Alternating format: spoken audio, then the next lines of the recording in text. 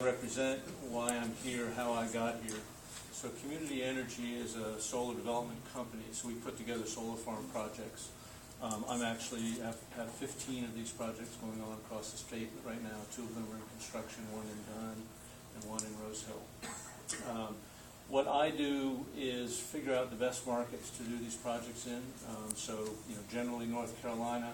After that, where within North Carolina Progress Energy pays the most for the power we produce from a solar farm. And then I look for substations and then large pieces of land and then counties and areas that are welcoming to this. So that process got me to this particular site, which is behind Edward Best School, in part because it's very near a substation, which is right across 56 there. So the other reason that we're active in North Carolina is the company, Community Energy, has an investor based in Durham, which is how I got to know them. I grew up in Durham. I live in Chapel Hill now. It was through this investor in Durham that I got to know this company. We're active in other states, Indiana, Pennsylvania, Puerto Rico, up in New England. I'll show you a picture of a project we did in Pennsylvania. But we've been busy putting together these projects in North Carolina for a little more than a year now. And as I said, we have 2 in construction right now that will go online here towards the end of the year. So solar farms are described in their output capacity. So this is a 2 megawatt facility, which means at its peak it'll produce 2 million watts of power. That's what the power company cares about. For those of us that just think of it in size, it's going to be somewhere in the 12 to 17 acre range. And again, it depends on what panels we choose and how the design lays out finally. A little bit on the land and how we have to fit into the land and the gradation of the land. So we've asked here for 17 acres because that's the largest we would need. It's very possible we would squeeze into less. Yes, sir. You said that 2 million watts. How often? Is that daily?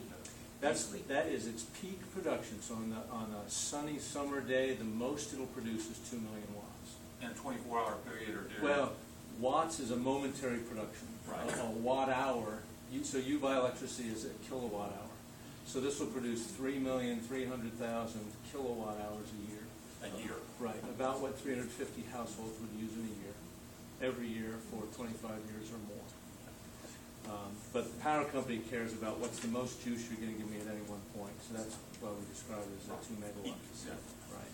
The one in Bunn, I think, is 5 megawatt facility, if I'm correct. So it's about 2.5 times the size. So this is a little smaller output. This is small,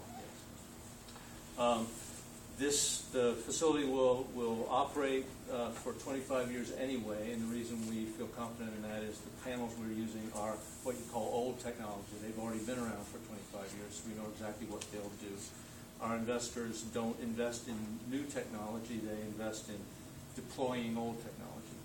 It's important to have newfangled solar farms too, but this isn't one of those. So we're confident that for 25 years we know exactly what this will produce. It'll range month to month, year to year, but over the long haul, it's a pretty reliable thing. I mentioned it'd be about 350 households, so you could sort of draw a ring and say all these households essentially would be powered by it.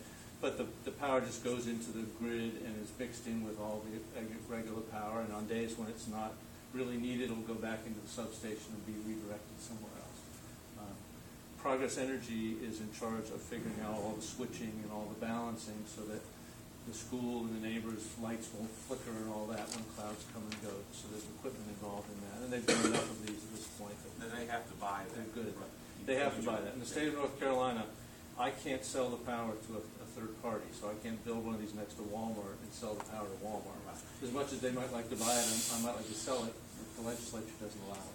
But what they say is the utilities must buy this power, and they set a rate every 2 years that's in long-term contracts too. So in this case, we have a long-term contract with Progress Energy. How much they get per kilowatt? About 8 cents a kilowatt hour. So, again, I mentioned the site is near a substation across the street. We connect into the distribution lines. So the big lines that go across the countryside are transmission. Distribution is what runs along the street. And there we care about 3-phase power, so 3 lines at the very top of the pole, which is generally distribution or industrial grade power. So there is a three-phase line right on this property. That's part of why I picked it. I also picked it because it already has some mixed use. It's not strictly agricultural and residential, but with the school there, with the convenience store on the corner, there already is a little bit more sort of quasi-public, not exactly industrial, but commercial uses in that area. And there are relatively few neighbors, and I'll show you the way it's situated off the street, I don't think it'll have a lot of visual impact on the area. So I figured all those things into why I chose this site as opposed to others. And then lastly, the land belongs to the Dickens family, and they've been very interested and supportive in this, and that's an important part of this too, that the landowner would like to see this on their land. And this is land that they envision owning and using and potentially building houses on in the future, so they care about its well-being too. How are they gonna build houses on the solar farm then? Well, it's the parcel's 138 acres. Oh, okay. So we're just It's not taking up the complete corner of parcel, it. okay. So as Scott had showed you, this is the parcel we're talking about, and the school is down in the bottom right corner along with the convenience store. And so where it sits is actually a little bit south of what Scott was showing you, but the general area, that bottom corner. So back you see the parcel back where this would sit. And as Scott mentioned, it's about 500 feet off of Fire Tower Road. It's also about 500 feet off the parking lot in the elementary school, the closest point you would sort of logically see this when you're going in and out of the elementary, and I have some visuals for you there too.